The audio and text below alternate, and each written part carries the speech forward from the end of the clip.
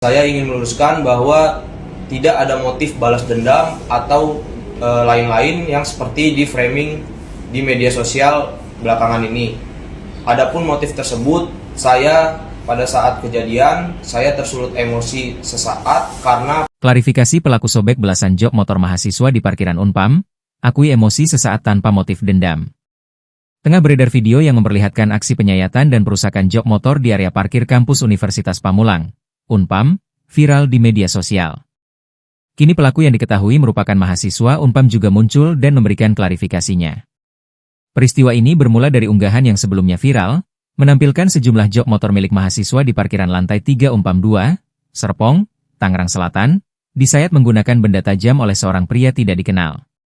Dalam rekaman yang beredar, pelaku terlihat berjalan santai sambil menyeret benda tajam dan menyayat jok motor secara acak, membuat mahasiswa geram karena kerugian dialami belasan pemilik kendaraan.